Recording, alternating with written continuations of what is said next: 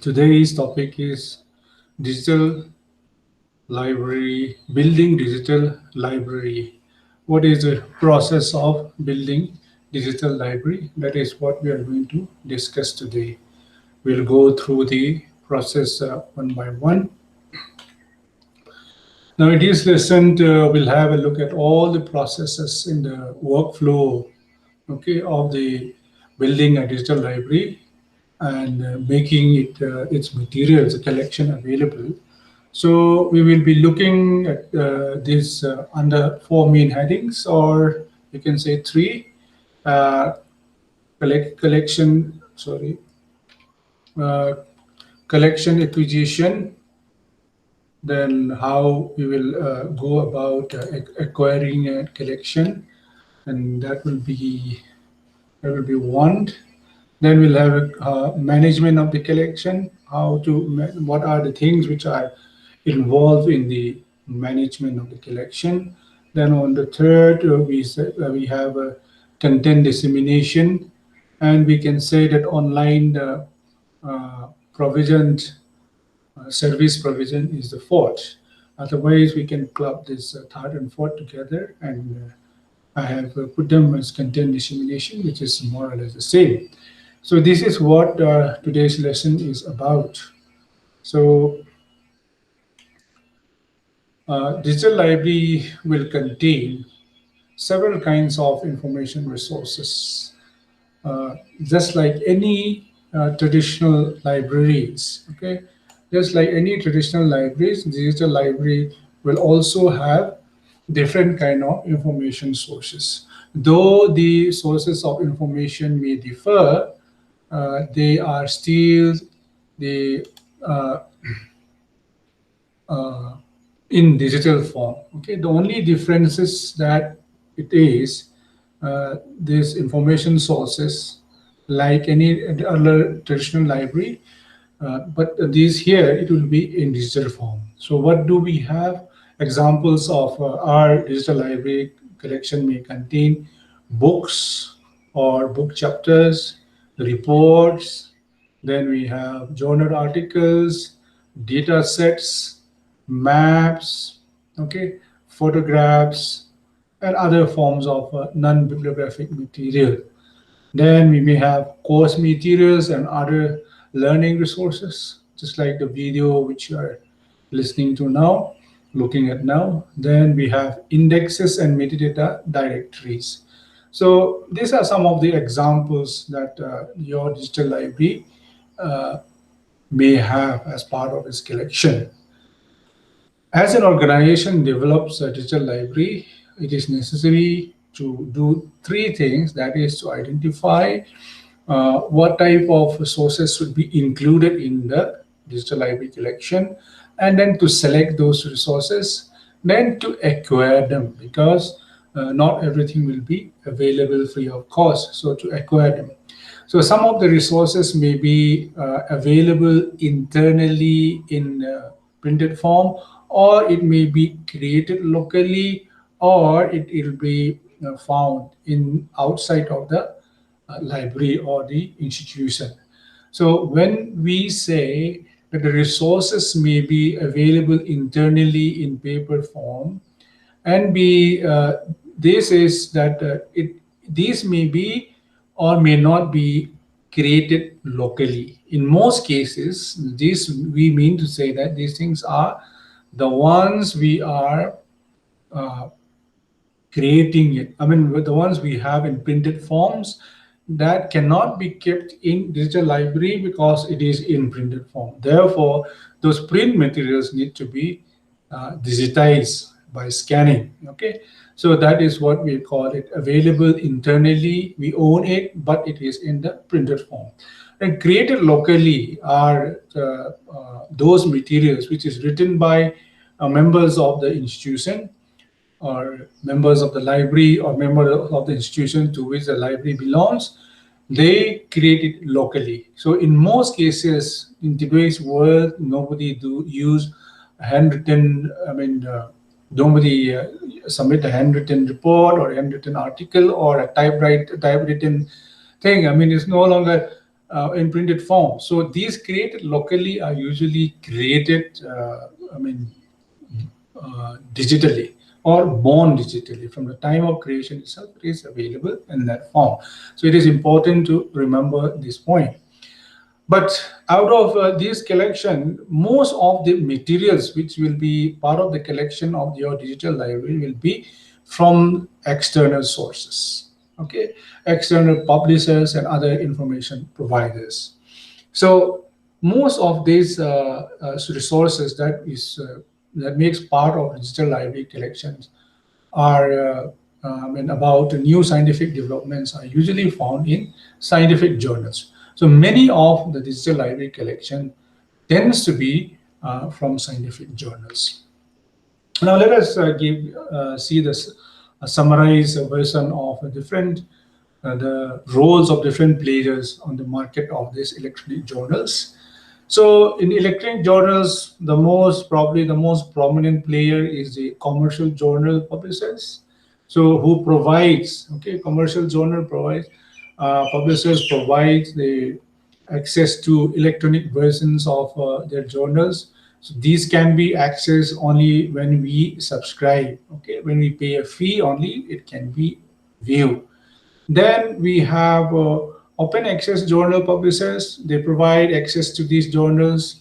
This is free to subscribers.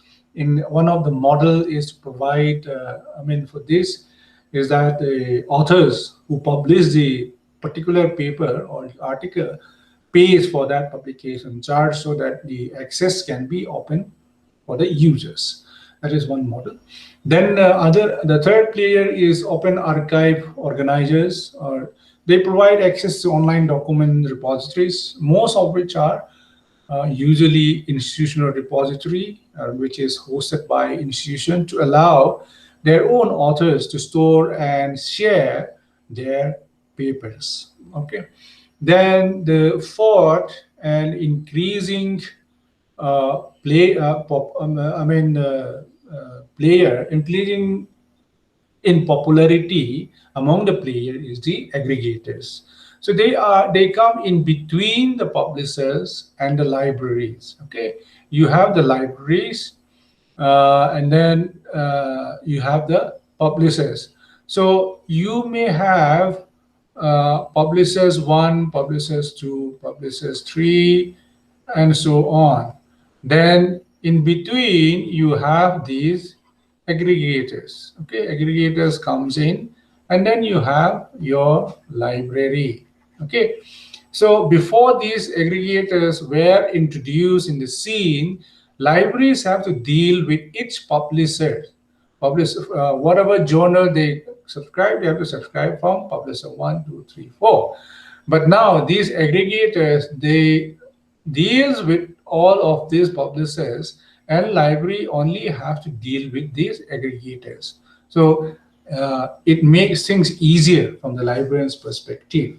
So that is why we say they act as brokers in the uh, between the publishers and the libraries.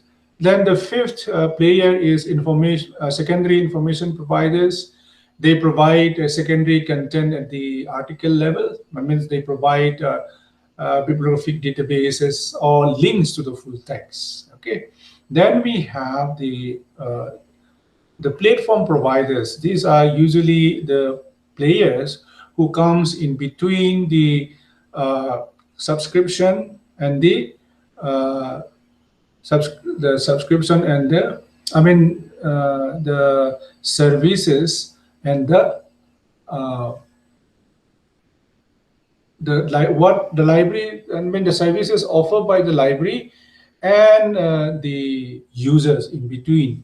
They usually platform providers usually look at the interests of the users. Then we have the seventh is we have this data set providers. They produce and exchange data sets. These are altogether a different form, and there's different players, because the material they provide is not necessarily in the form of journals, but usually in the form of data sets. So they are slightly different from the others. Okay.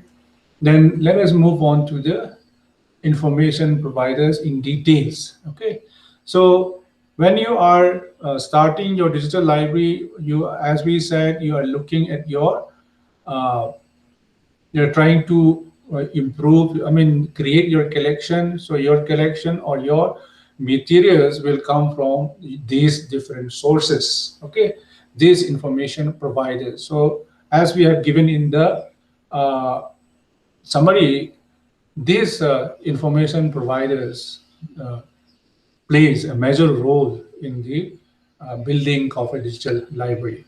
So the first, as we have said, is commercial journal publisher, and probably the most popular as well. Electronic journals are now commonplace, at least in science and technology subjects. Most, not only that, in almost in all fields. Most of these products have different characteristics. Okay, electric journals, that is e-journals. E-journals. First thing is that they are often owned by the publishers. So the moment these an article is being submitted to a publishers, by way of copyright transfer, the publishers often owns the content. The content is owned by the, at least the commercial interest of the content is owned by the publisher. Then they have a direct relationship with the author and the subscribers. That means they are the ones who comes in between the author and the subscribers. Okay, so these are the publishers. Now, as we said, in between now aggregators are coming into play. So now we have two stages. Okay, so I mean, two players. Earlier it used to be publisher. Now we have aggregators. Okay. Now they offer these electronic journals. Publishers offer electronic subscriptions that often include the cost of the print version as well. Sometimes while we are subscribing, keep in mind that when you are subscribing for your library, the electronic version, probably the print version is also included in that. Okay, sometimes people don't understand this, and then they never I mean, they fail to ensure that the print version is also supplied to them since they have already paid for it. So these publishers make their electronic versions available on their own server. It can be available on their own server or on the site of the server which is located at the site of the subscriber. Now, this one, the second one, that making the e-journals or electronic documents available at the site of the subscriber is more or less, I mean, not practice. Okay, we don't see much of this. Rather, they are available in the publisher's own servers with their own terms and conditions and their own, their own rules and regulation to access it. This is majority of how commercial publishers are serving. I mean, giving access to their collections, okay, to their electronic journals. Then we have access. This access is usually restricted to users within the subscriber's computer network. Now there are two things. Okay, so this is, I mean, it has to be restricted to the user's subscriber computer network. Okay, okay. Now, how did they do this? How the a subscriber have access to, I mean, to these journals? There must be some mechanism, okay, on how to identify, how the publisher system will identify that yes, this is our subscriber and they have subscription to XYZ journals. So they should be given access to XYZ journals, not ABC journals, okay, based on the what they are subscribing. So how do they identify this? There are two ways, okay, as it is mentioned here. There are two ways. One is username and password, okay, through password. Okay, so the subscriber will be given, will have a username and a password. Okay, so whenever they want to access the journal, they will log into the system by using these two, the username and the password. which is provided, which is authenticated or provided in some cases by the publishers themselves. So once this is authenticated, then they have access to it. Okay. The one advantage is that in this username and password authentication, access to username and password, these have no geographical limitation. The users can access the subscription from anywhere in the world, wherever they have internet connection. As long as they have the correct username and password, then they can have access to the subscription. So this is but one big advantage. But the problem is that usually publishers are reluctant to provide multiple usernames and passwords. Now, when you have like a library subscription is not limited to one uh, users. It is usually meant for multiple users. Okay, so since it is meant for multiple users, we need multiple username and password. Most commercial journal publishers do not allow that. This is one main problem.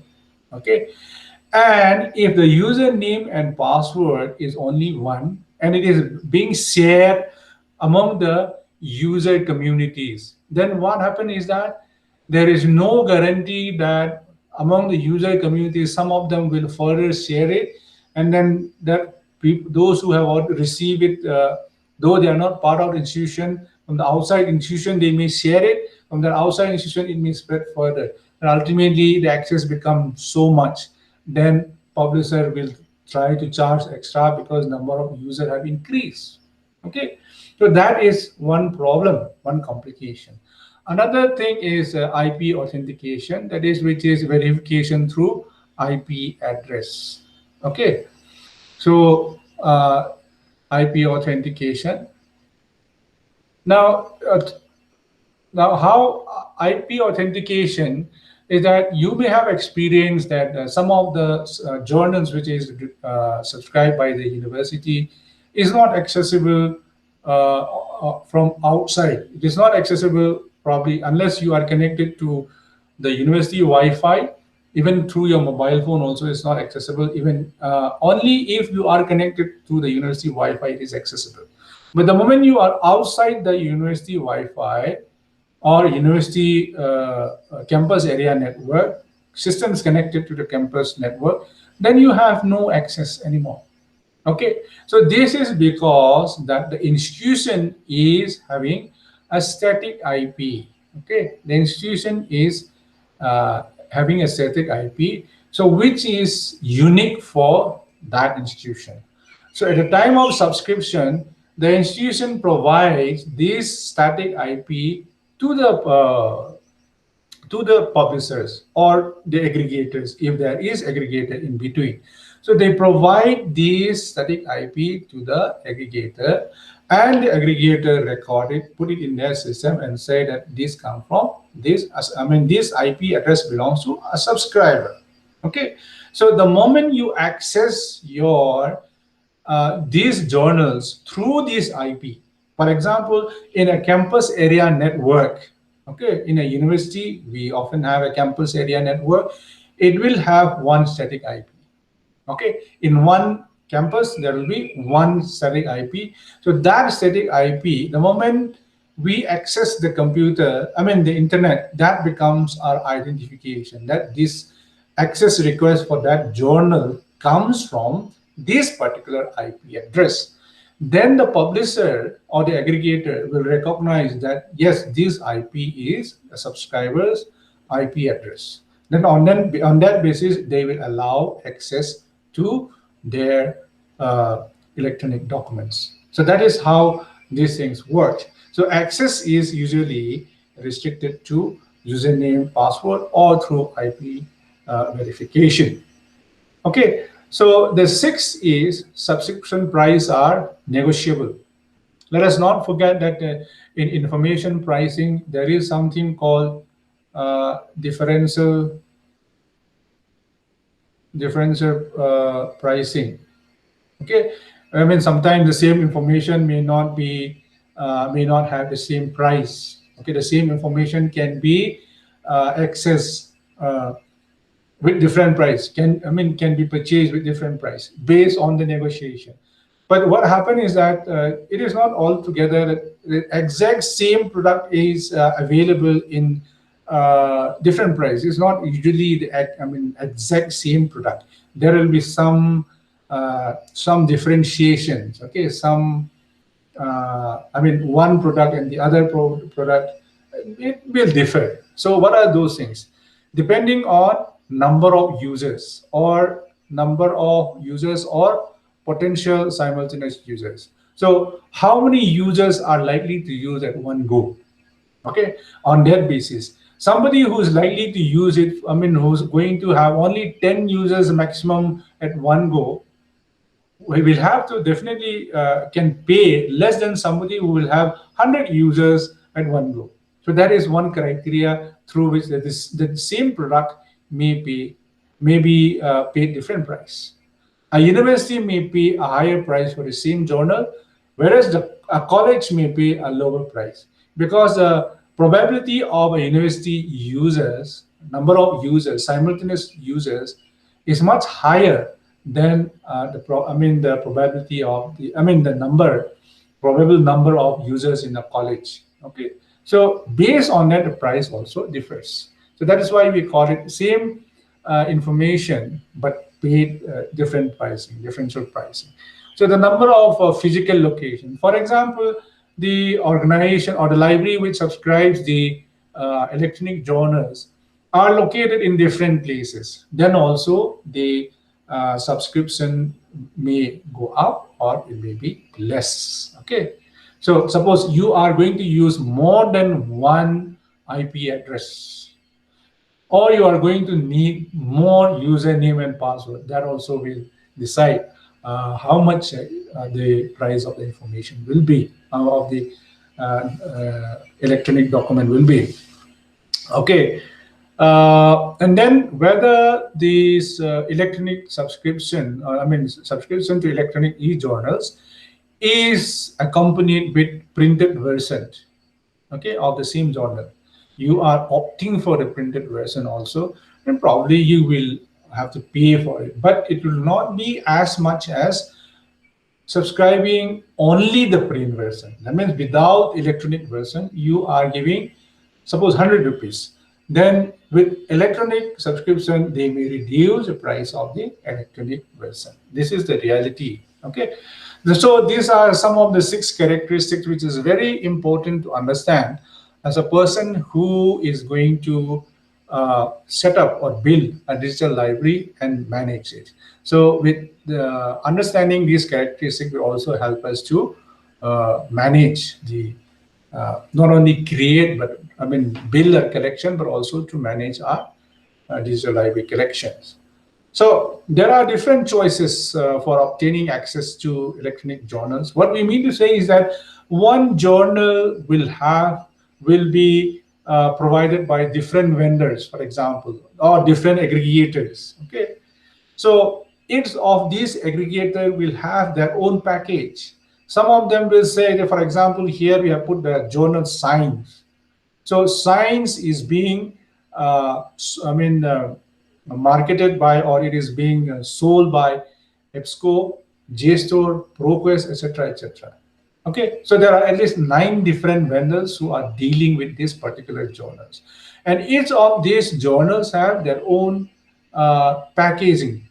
That means the journal Science is being packaged with ABC journal in case of one vendor.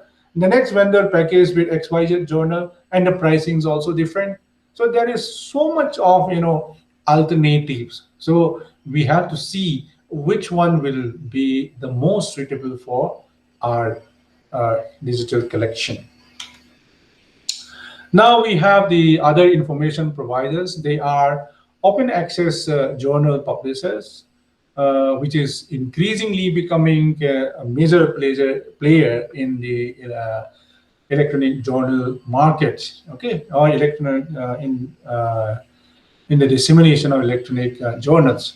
So these open access journals and open archives have appeared as a solution to the problems due to the rising cost of electronic journals, because we have never heard of the cost of electronic journals going down. Rather, every day as library professionals, we know that the cost of electronic journal is going up and up only. So as it goes up and up, many institutions, many libraries could no longer afford to to subscribe to these things. So what happened is that some of them who can no longer afford to this, they resorted to open access journals. So open access journal provide access to full text article for free. I mean, in case of commercial publisher, you have to go for a subscription. You have to pay fees, or your library have to pay fees. But in case of this open access, you don't have to pay fees. You can access all of it free. I mean, the contents free of cost. Okay, they do not have subscription fees. So some of these journals meet their cost by how did they meet? There are different models. Okay, one is that charging the author. Okay, so if you are, suppose as an author you want to publish in open access journal, probably they will ask you for a fee that you have to pay for it, and then your publication will be free. So authors pay. Okay, they charge it from the authors. Then the other is that there are so many models. We will mention some of them. In some cases, it is subsidized by the publishers. Okay, it is subsidized or uh, fully paid by the publishers. In this case, what happened is that a publisher may have A, B, and C journals. All of them are uh, paid. Okay, that is commercial ones. So they decided that maybe as part of their corporate social responsibility, they may come up that, okay, we have made so much profit out of ABC journals after selling these journals. So let us come up with another journal, D. So this journal, we will make it open access.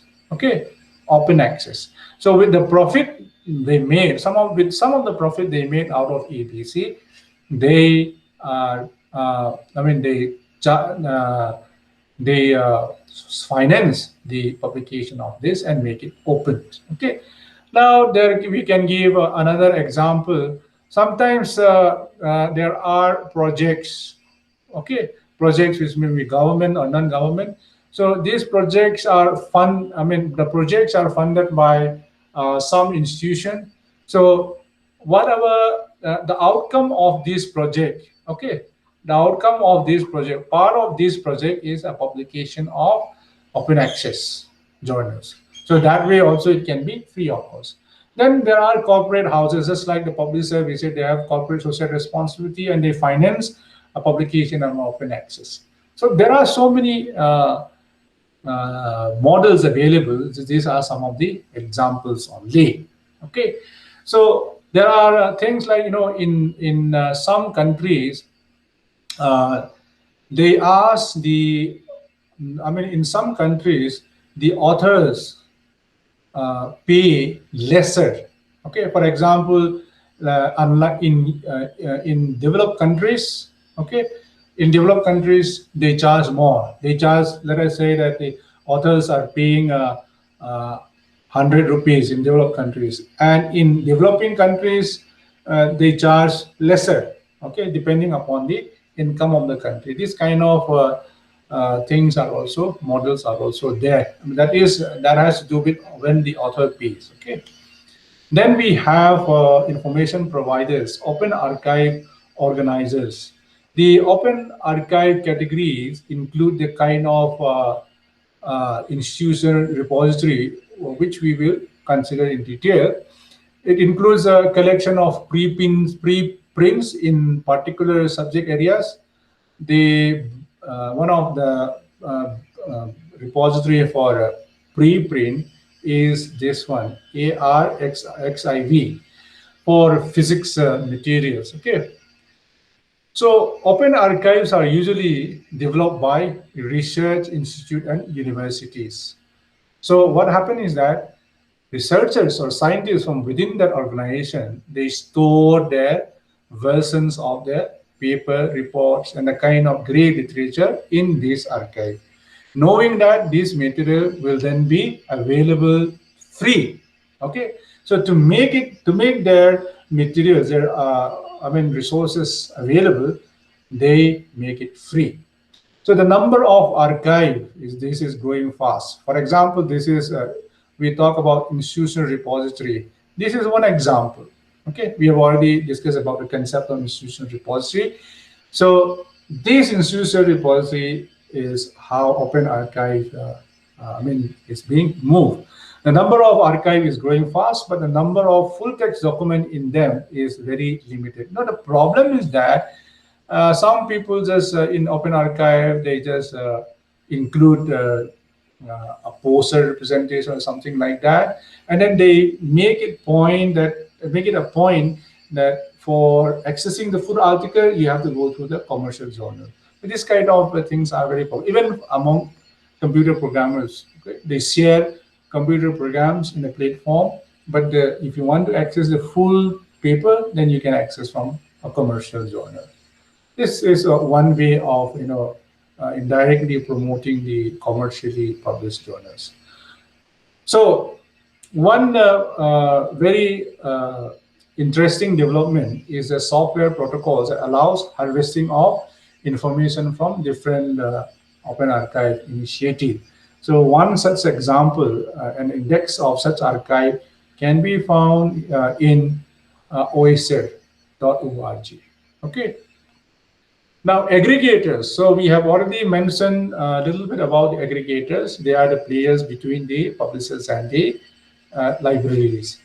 They are also main businesses is to sell the collection of journals.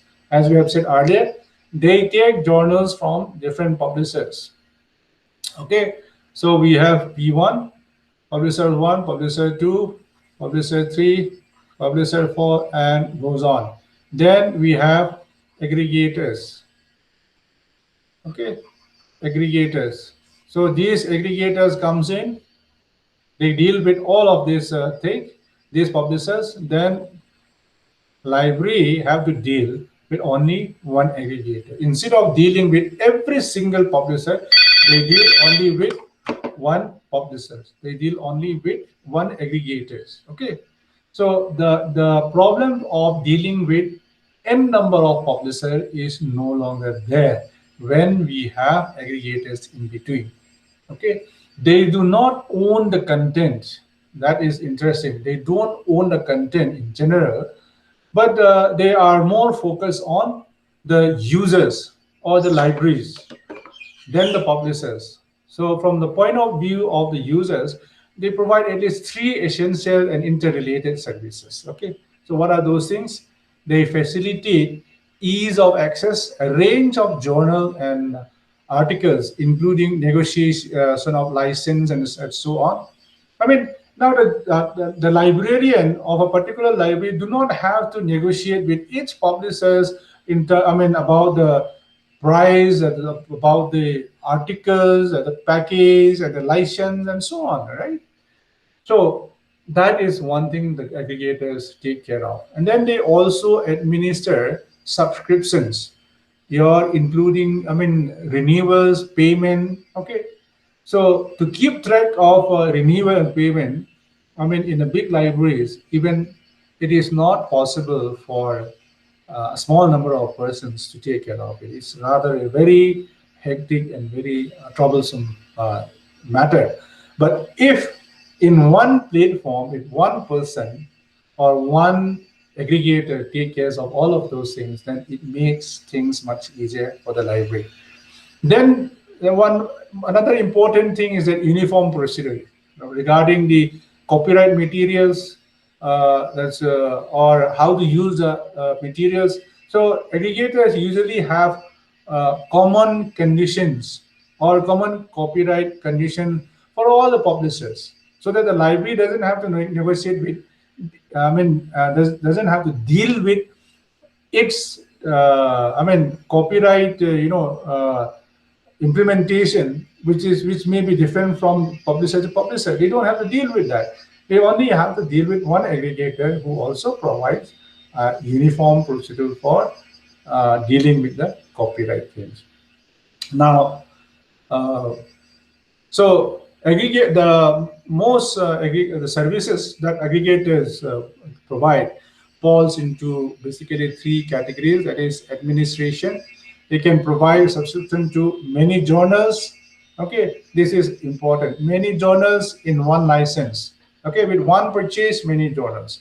Then they also provide content provision. That is, uh, most of them can provide electronic version of the table of content of the journals in an organization subscription collection. So this service is useful since most users cannot go to the library to scan the latest of all the journals, so they just give a content problem, table of content or a content in one interface. Then database searching. Many aggregators maintain a database of full text articles from thousands of publications, okay, which can be searched through a proprietary software. Basically, they give their own proprietary software, which you can use to search thousands of uh, articles. Okay, most aggregators are technology driven, so they keep on creating new and customary design, and then the relationship with publishers are also constantly changing for the benefit, basically for the to give better service to the libraries. Now we have the secondary information providers. They offer a wide range of services to help users find the information. Okay, help user find the information. Now we have so much of information available. As a library professional, library and information science professional, we are already aware of information explosion. Every day is like an information explosion. So number of, we are being deeply buried in so much of information. So to find out those information is not an easy task. Therefore, we have secondary information providers. So they usually they provide hard copies. In earlier days they provide hard copies of bibliographies. Okay, though recently they have moved to digital products like abstracting and indexing databases have come up. Secondary service provider like in library science, we have a LISA, Library and Information Science Abstract. So this was a printed version so many years ago. Now this print version is not available anymore. Now Library and Information Science Abstract, it is an indexing source where you not only it index but it also provide abstracting services as well.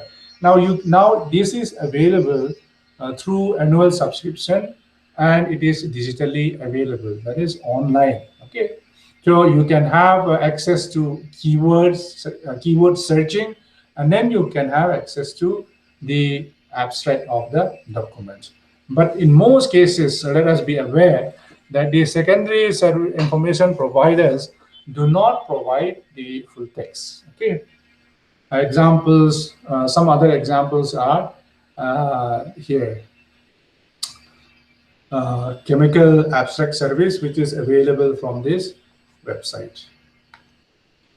Okay, then we have platform providers. As I've said in the beginning, that platform providers are more user-centric. Okay, that means when I say users here, I'm talking about the end users, not the library professionals. Okay, the platform providers offer products that performs mainly two functions, that is searching and linking. So in searching, this platform allows a users to search, collect data collection from different secondary information providers. For example, like CABI or BISYS, using some software and user interface.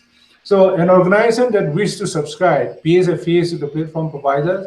Then this provider in turn passes on the fees, some to the information sources like Lisa, okay, or CAS, Rogel. Then they keep some for their own use. When they share, and these platform providers sometimes provide CD-ROM information in CD-ROM as well. But that is not very popular anymore. So very often users, when it comes to searching, one users of a digital library would like to search several databases or collection in one from one location, okay, from one place, okay, or at one go. They want to search. While they are searching, their search engine will go to so many other uh, databases as well. Okay, that is what most users would like to have. So this can be done in two ways. One is meta searching. So digital library software, most digital library software allows for meta searching. The system is to search several collections at once using the individual indexes of uh, each digital library. Suppose we have multiple digital libraries, and each digital library has their own databases. Meta searching will search all those. Let us say digital library one, digital library two, digital library three, and so on. So a meta search will search the index of all of this at one go. Okay, so that is one way of doing. Another is this facility meta search is offered by all major digital library systems. Another is federated searching. This is an alternative to meta searching. This means that a special project has created that I mean that a special project has created a single index to a number of databases which can be searched. Now, what happened is that in meta searching, at the time of searching, okay, at the time of searching, this meta search engine is searching all these digital library databases one, two, three simultaneously. But in federated searching, what happened is that these digital library one, digital library two, digital library three, and so on, their database is being indexed. Okay, this is being indexed together. So when a user is searching, okay, so when a user is searching, the user is searching, this index database, which is, a database which is already indexed. So this way it can be, efficient and then more, user friendly, or it may save more time. But when you have a high speed internet and all this is a matter of a debate whether which one will be better. Example of this simultaneous searching of several data collection is CV virtual library, which can be accessed from this website. Now, one important thing that is provided by platform provider is linking. Now, we said two things are provided by platform providers. They are, one is searching. Searching can be done through meta search or can be done through federated searching. And then we have linking. So the next one is linking. You have search, like a search engine, whether you use meta search or you use federated search, you have search, you got the results. Now, how will you go to those results? Suppose you want you got a result, you want to go to that site where the full text is being held. Okay, you want to use that full text. So how will you do that? So that is through linking. Okay, so you found the material, we identify it through linking. We can go to the full text. Now, the library system needs to be able to link to a copy of the full text in a source to which the library has access rights. So to do this, it must have a resolver, okay, resolver software, which in turn relies upon being unambiguous label for documents. For example, like Open URL protocol, which allows linking to the appropriate documents through SFX resolver. This is one example. So its digital library has its own version of the resolver with a knowledge or knowledge base of the resources available to the library.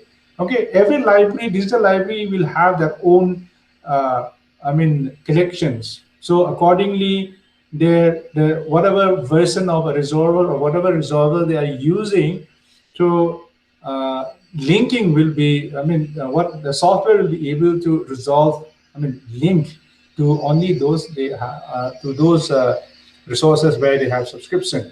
Okay, so the open URL framework includes other things like persistent identifier. The objects, digital objects, which is available in the internet or in the World Wide Web or in digital library. When locations are changed, some of them are location based. Okay, so but when the location changes, the documents also change. But in order to, avoid, this kind of, what do you call that, inconveniences or unreliability, persistence identifier such as digital object identifier comes up. So that way, each document will be uniquely identified and then will always be identified with that digital object identifier only. Okay, that is also part of the linking. Now we have the other service provider, dataset providers.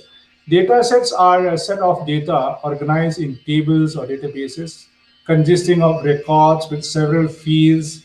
Uh, Most data, when we say data, it is about raw data. Okay, we are talking about raw data. You have seen that, numbers and then some kind of figures and decimals are being presented in Excel sheet. So, that is one example of, one way of visualizing what a database is about. So, a data set is about. So most dataset providers are actually organizations that produce them. Okay, they produce the dataset and they are also providing it to the people who want to use it. Food and Agriculture Organization STAT or FAO STAT data sets provided by FAO is also one example. So the market for data set is not as complex as the journal because there is not much commercial interest involved in this. Some providers, of course, they sell their data set as commercial product, but in most cases, the data sets are available free of cost as well. So FAO's statistical data is an online multilingual database currently obtaining over 1 million time series record for over 210 countries and territories. It includes data such as agriculture, nutrition, fishery, forestry, food aid, land use, and population, etc. Now, this data set can be initially it is human. It is recorded by human beings. People go to the field, they collect the data, and then they upload in the dataset servers. Now, what happened is that with technology, data can be recorded automatically. So what happened is that data is being recorded automatically. That means that amount of data also increase simultaneously. Okay, in various fields. For example, here we have given an example of a meteorological data set. This data set is dispersed and automated. So from every weather station, the data is being collected and then it is stored, stored in the dataset server. So that way, the amount of data available is enormous.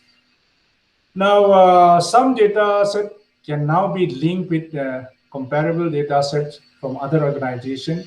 That means as long as they are following the same set of standards, the same set of protocols, or the same set of collecting data, okay, the same attributes, for example, then this, even if it is collected by different organizations, so those data that belongs to different organizations can also be linked, okay, or compare, do a comparison between, okay. So uh, a prerequisite for linking is agreement on exactly what is being measured and data standard for those measurements. So sharing data between organizations is an important issue. Okay. Now we have As in traditional libraries, you are seeking to choose materials which are absolutely appropriate and necessary for your digital library, not duplicating what you already provide access to, and then you look for value for money. So you must also consider some other important things like digital access and legal issues. Do you have the right to digitize the material? Suppose you have a book, then you want to put in your digital library. You have to consider whether you have copyright to digitize it. If you don't have copyright to digitize it, you have to see how much you have to spend on procuring that copyright. Okay, so this is important. Then value added by digitization. Is it worth digitizing? So that is a very important question of your printed materials. You may find it worthwhile to involve, in this case, library users. You have to ask them, or a group of advisors, including, can be all of them. Then you can ask them whether this is worth digitizing. Okay. Then finally, you may do a technical feasibility that materials being considered have a technical requirement to be used effectively, or whether it's going to be cost effective or not. Those things are important while assessing. Thinking of digitizing what you already own in your digital library. Okay, some sample source of acquiring external materials. Ebooks, e-journals may be acquired from commercial publishers through licensing agreements. One example is that Springer links I have given here. Here you will have see how they deal with the libraries. Then another example is a library consortia. So library consortia is also another, important way of getting digital materials. Like many institutions can come together and they form a consortia and they have a common subscription. They subscribe like a single unit. They subscribe to n number of journals. So that is a consortia subscription. For example, in India we have UGC Infonet. UGC Infonet, which is a consortia of universities in India, nationwide. Okay, they come together, and the government itself, through InfluNet, is subscribing to the journals, electronic journals for all these universities. So examples of other consortia are also there. Now, there are initiatives for electronic journals to scientific and educational users in Asia, Africa, Latin America, and Caribbean, either for free or low cost. For example, Aroga is initiated by UNFAO, Hinari by WHO, World Health Organization, in INASP PERI for general science. This is International Council for Science. Then electronic information for libraries for all academic and professional areas, which is an independent NGO. Now let us come to the next stage of building a digital library, which is collection management. As for collection management, we consider four aspects. Okay, the first thing is cataloging and metadata creation, then creation and management of electronic files, then we have archiving and database management, and ensuring preservation materials. So digital libraries use metadata to catalog their materials. Most widely used tool for, just like any library, your library need a catalog. Okay, otherwise your collection will, in most cases, will not be accessible. So your library needs a database, a catalog in order to access the collection. So just like that, in digital collection also we need metadata. Okay, so most of the digital library software, or the tools which are used for creating digital libraries and repositories include tools for creating metadata. So metadata can be purchased from library system suppliers, aggregators, or publishers, or to be entered into your local library system. It is usually thought to be essential for digital library, particularly those based on open system, should support exchange of metadata record. This is becoming very popular these days. They call it metadata harvesting also. So to extend that, you share your metadata, the metadata with other digital libraries to the extent that you also share the services. I mean, your content, your full text is also shared among the libraries as well to that extent. Okay. So not all materials in digital libraries are born digital. Okay, always remember some have been created by digitizing printed documents. So when it comes to collection management, let us not forget that some of them are has to be digitized. So digitization process involves scanning the documents and converting them into a suitable format, then checking and reformatting digital documents, then adding metadata. After you have done all these things, you have to add metadata so that then only you can enter your material or digital object into your digital library. Without catalog, no books in the shelf can be identified, can be found.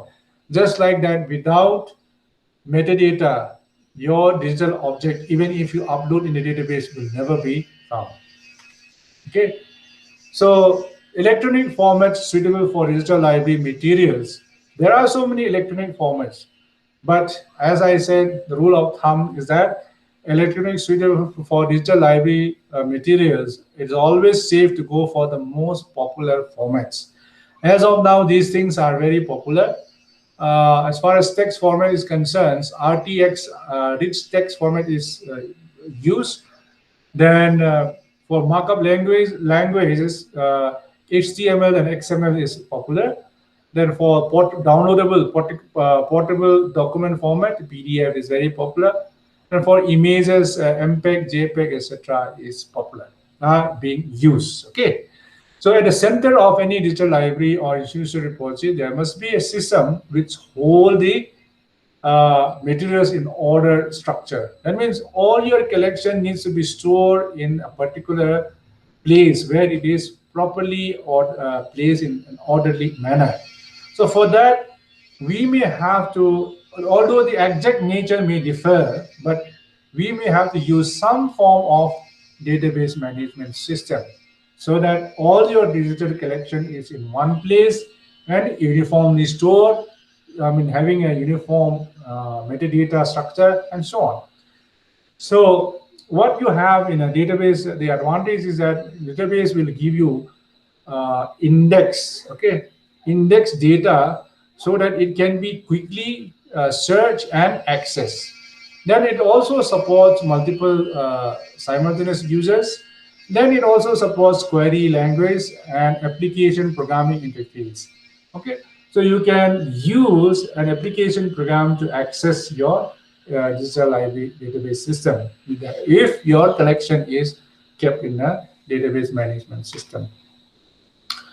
Now, next in collection management is it is important to ensure preservation of documents. So keeping them readable. When we say preservation, we are not only talking about those manuscripts and delicate and rare materials, but we are also talking about regular digital content that we are using uh, on a day-to-day basis. Okay, there is the regular content as well. So this content needs to be kept accessible.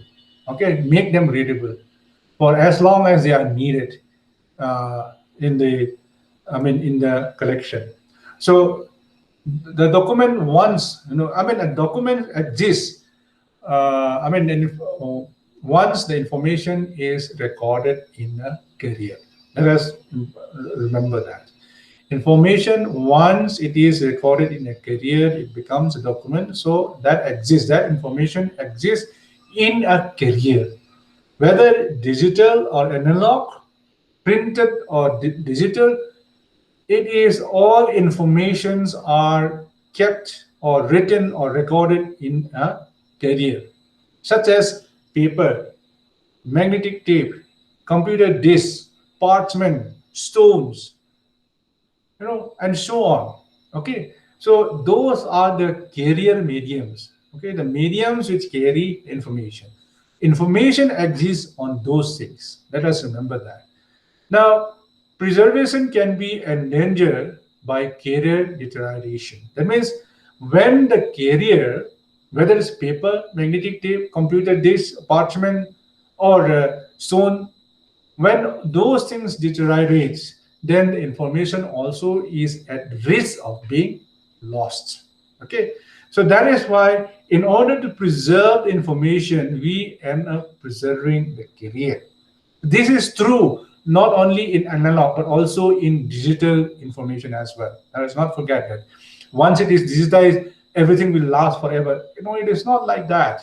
Even uh, continuous development of hardware, software, and media solution, it keeps on changing, it keeps on evolving. So those things ask for or calls for uh, continuous preservation, okay, continuous updating of the information. So to preserve your materials, you can use readable metadata, and most frequently use data formats. So your metadata, I said that you should be popular, okay, popular, which is widely used. Metadata format, which is widely used and can be read by your digital software, library software. Then the format which is frequently used by the users, which is most popular among the users. So it is always safest to go for these popular formats and standards. Then you have to monitor the quality of the media. It is important that you have to, just like you dusting the shelves and then cleaning up, just like that. It is important to monitor the quality of the media, the digital content in your digital library. Okay, so it is also necessary to refresh the digital record. Then we can migrate digital objects into newer formats, because hardware and hardware and software, they tends to evolve. They tends to be, newer version comes in. So we have to migrate those things, and then we have to use preservation standards wherever it is possible. Let us look into these things in detail as we go on. So there are some issues and factors affecting preservation. All the documents, whether analog or digitals, are readable and understandable, provided that they have been preserved as an object. So the information contained in them can be clearly distinguished on the information carrier. Okay. Then our information environment enables us to decode this information. Now, this is important. In the carrier, it is properly distinguishable. That means it is in readable format, and the application or whatever software we are using is able to decode, okay, the information which is stored in the carrier. So all information carriers disintegrate in time. Okay. The only thing is that the speed of decay differs, but all information carrier, whether it's a paper, stone or parchment, I don't, or for example, stones may last a little bit longer, but paper may not last that long. Okay, but ultimately it decays or it disintegrates. The only thing is that the speed of decay differs from carrier, information carrier to carrier. So the carrier may also lose some of their most important physical features, which support the readability of the reader. For example, like in a CD-ROM, when the face of the CD is scratched, then the information which is contained in the CD can no longer be read by the software. Okay, so that way also, the information cannot be accessed.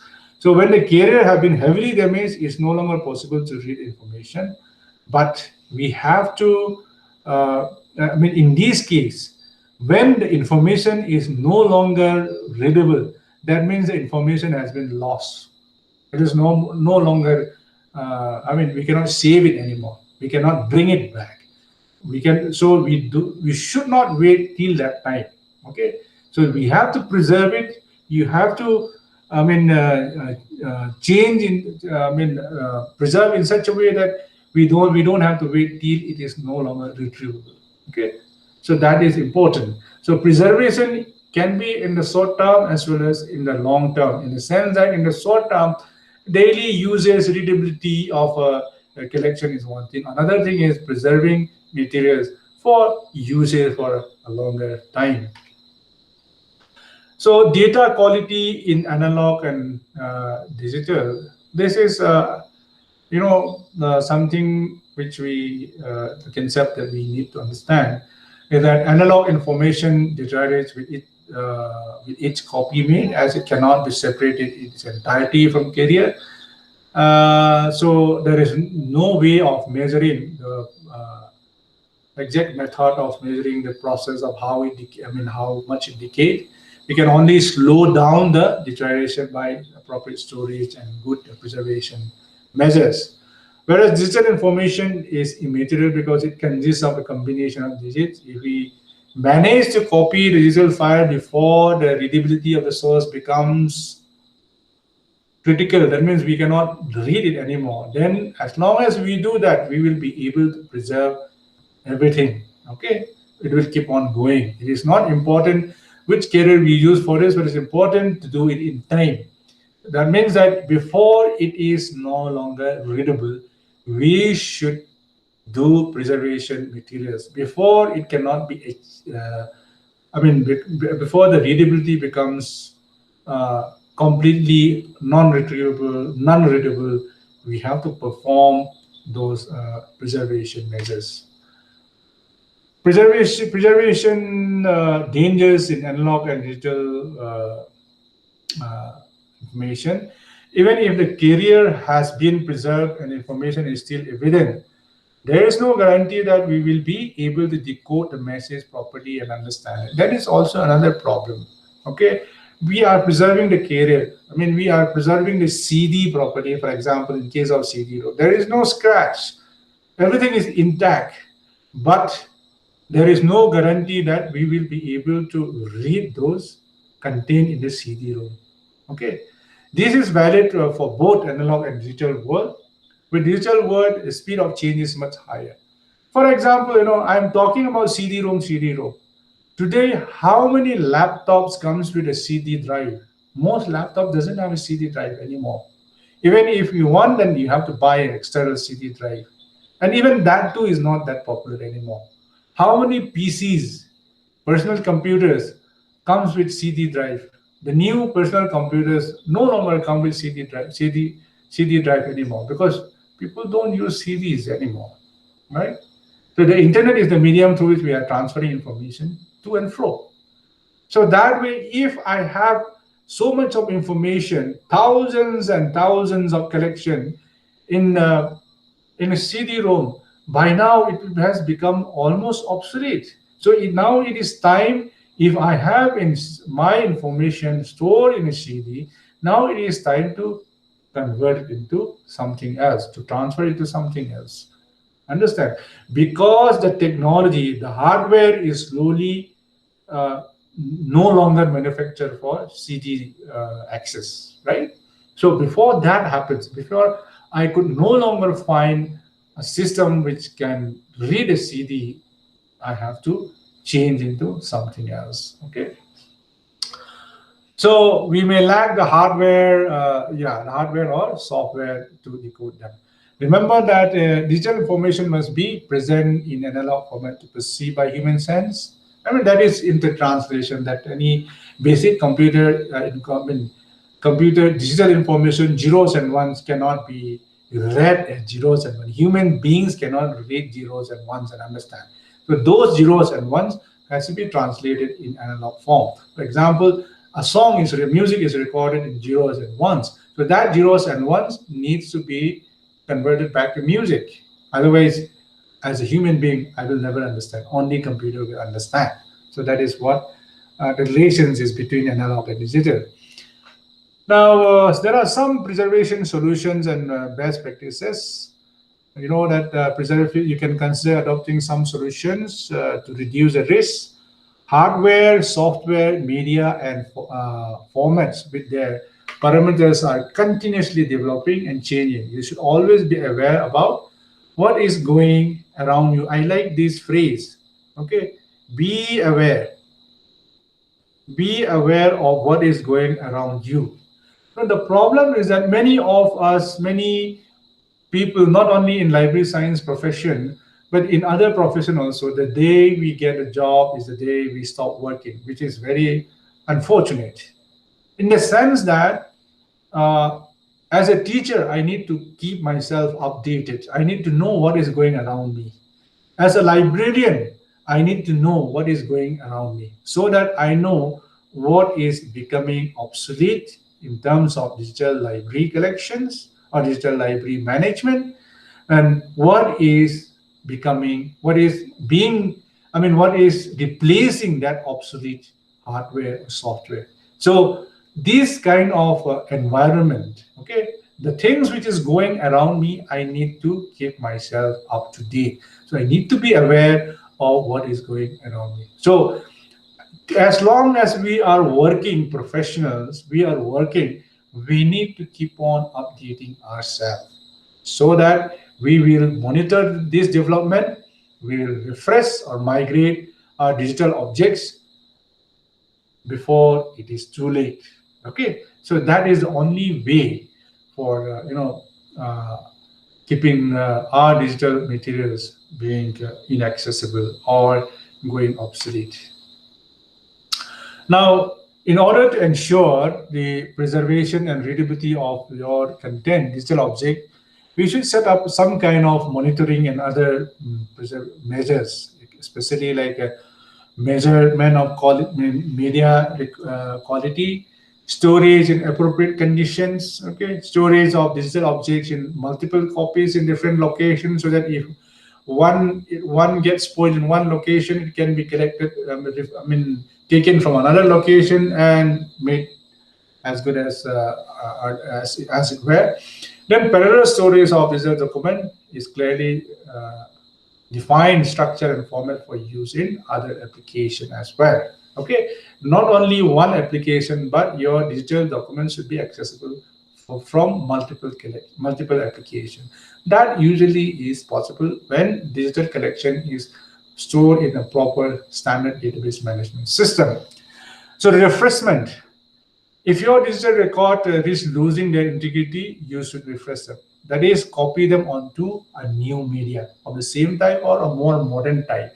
As we said that the software, the hardware keeps on changing. So to refresh means that if your the present your digital object is at risk of being losing their integrity, then you refresh them in a new media or a new uh, technology. So refreshment must also be undertaken if the media containing digital content becomes obsolete. Some cases, the hardware used to read a certain format cease to be supported by the media, disappear from the marketplace, and is no longer in frequent use. In this case, experiments should be never well support media format that can be easily monitored. Okay, then all hardware should be preserved until all the information has been refreshed to the new hardware. That means before, it is a common sense, before you can, I mean, you change to the new format or a new hardware, change into new hardware, the old hardware should be preserved so that you don't lose anything, right?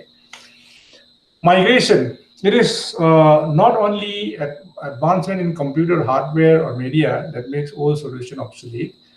The same things happen with data, metadata formats, software platforms like operating system, as well as application software, or example like document viewers, content description standard rule. All of these things can also be obsolete. Okay, it's not just the hardware or the media or the content. Okay, Digital object must be migrated to newer support formats. Sometimes it require changes in descriptive elements. Okay, you may have to think of reproduction of complex digital objects.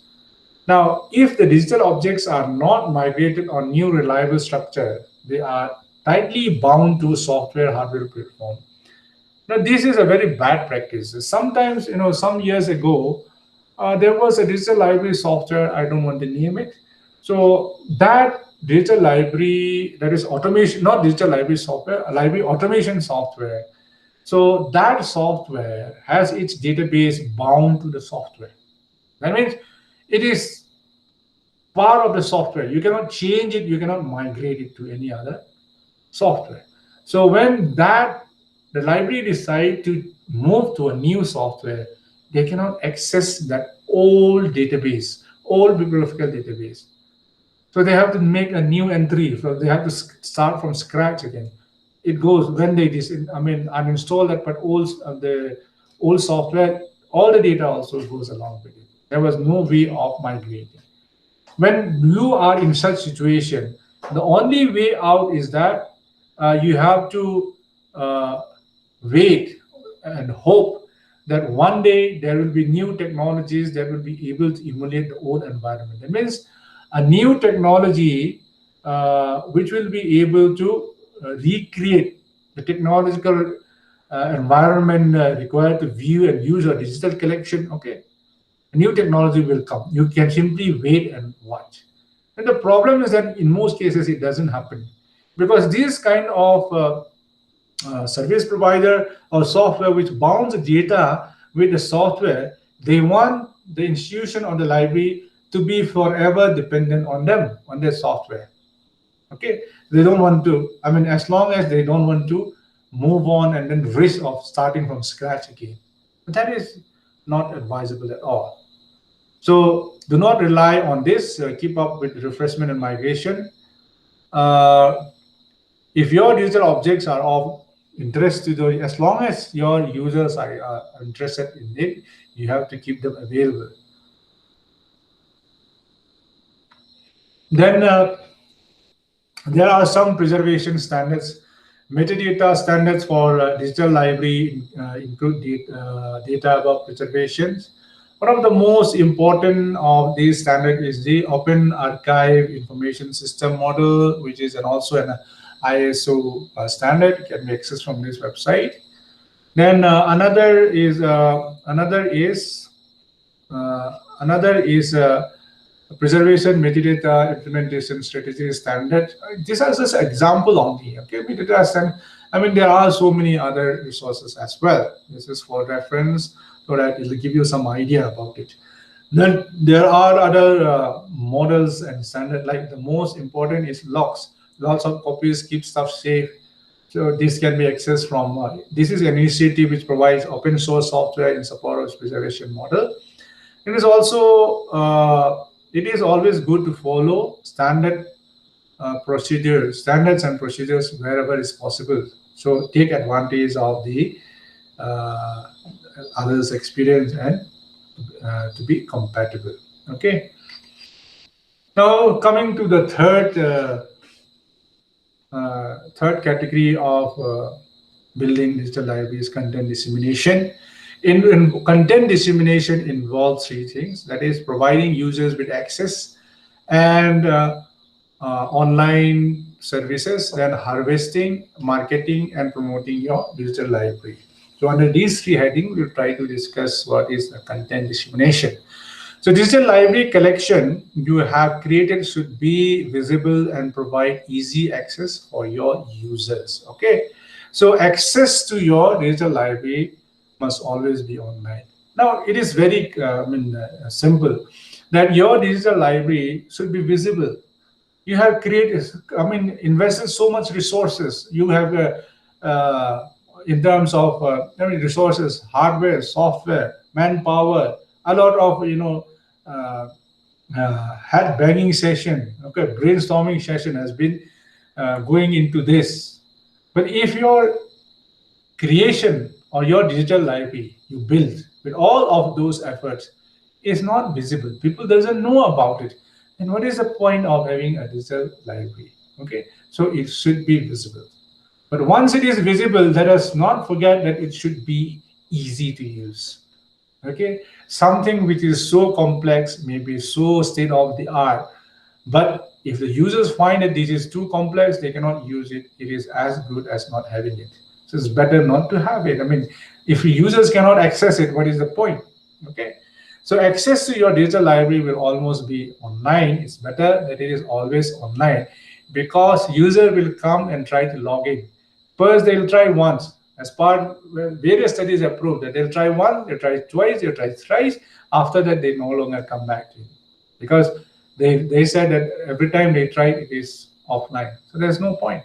Okay, so it should be always online. So this may be through your local intranet for your users of your own institution, or if you want external user, then it has to be through the internet. So all digital library software system provides means for online access through web-based interface. Now, if you visit any digital library any digital library, all you can see is a web interface. That is why many people cannot distinguish what is a normal website and what is a digital library interface, web interface. Okay, so a digital library interface is more or less like a website only. Why? Because it has a web-based interface. Okay, so in addition to or in absence of remote access to digital library collection, suppose intranet is not there, internet is not there, then you can think of other forms of providing information, like setting up a local public access computer. Okay, a computer on a library, on the library local area network. You can have a public access a computer which can be accessed by the computer. They come to the library and they can access. Okay, then you can also think of a provision of email-based services, and they can think of maybe CD-ROM-based, which can be distributed even without internet connection. Okay, so one of the aim of of most digital libraries is that it will be used and useful to a wide range of institution, a wide range of users, even outside institution, if you have the rights. Okay, I mean, which manage the library. One of the best way of doing is to make sure that people can easily search your library materials. One way of achieving is the making your metadata available for searching through a process which is known as harvesting, which we have touched a little bit earlier. So this is a process which a library gathers metadata record from other library repositories so that they can be searched as part of a library's own collection. Now I'll give you a simple example. This library, this is one library metadata. This library also has library 2 metadata. You have library 3 metadata. Okay, this is your library. Now what happened is that all these metadata can be shared. Okay, 1, 2, 3 metadata can be shared from your users can access, search all this metadata 1, 2, 3 from your digital library itself only. Okay, as if this is part of your digital library collection. So this is what we call metadata harvesting in a very short, I mean, in a nutshell. Okay, so that we can talk about this in different lecture.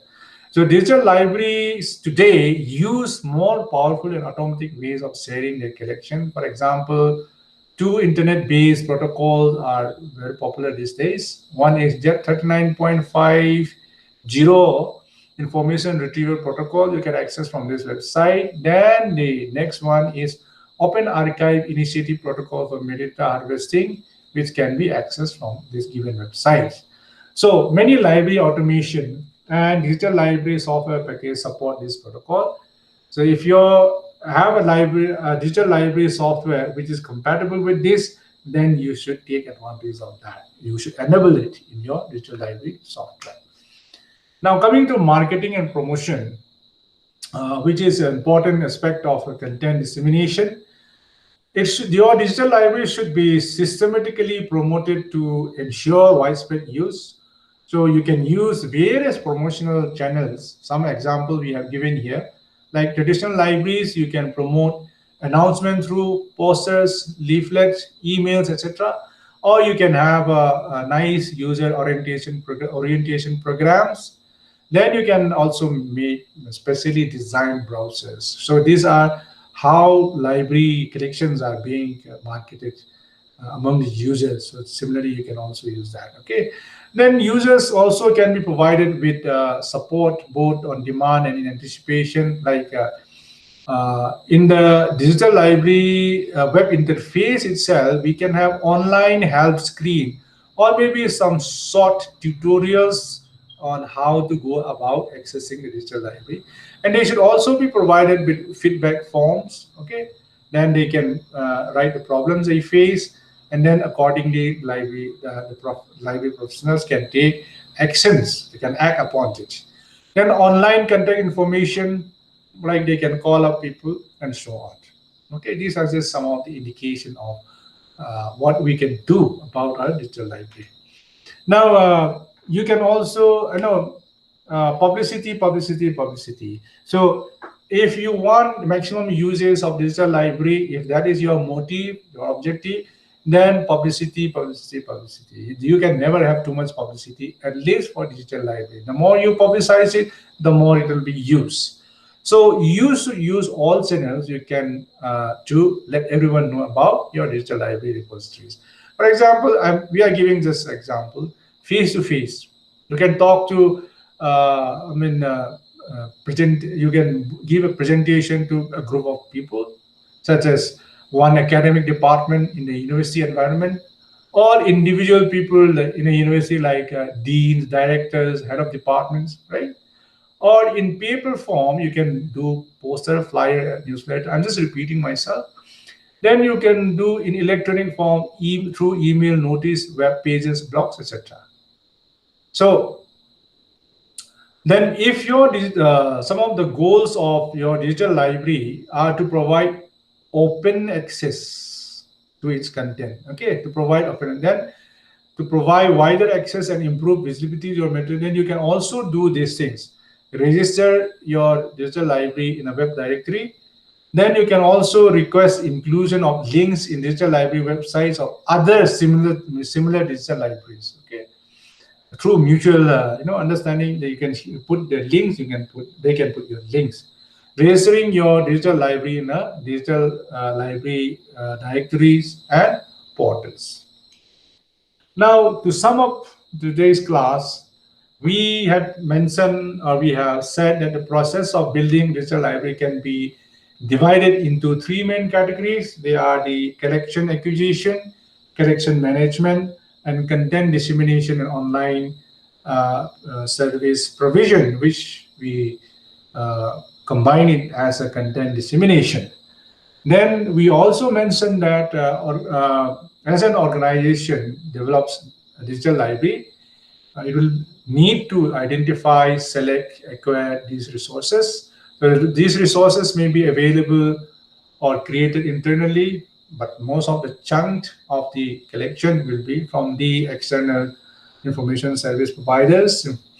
Then we also said that in collection management, cataloging, metadata creation and management of electronic files, archiving and database management, and preservation of digital materials. These are some of the points that we discussed in collection management. Then in content dissemination, we discussed three aspects, that is providing users with access and online services, harvesting and marketing and promoting the digital library. So this is the summary of what we discussed today. With this, we have come to the end of today's class. Thank you very much for your patience. Stay safe, stay healthy.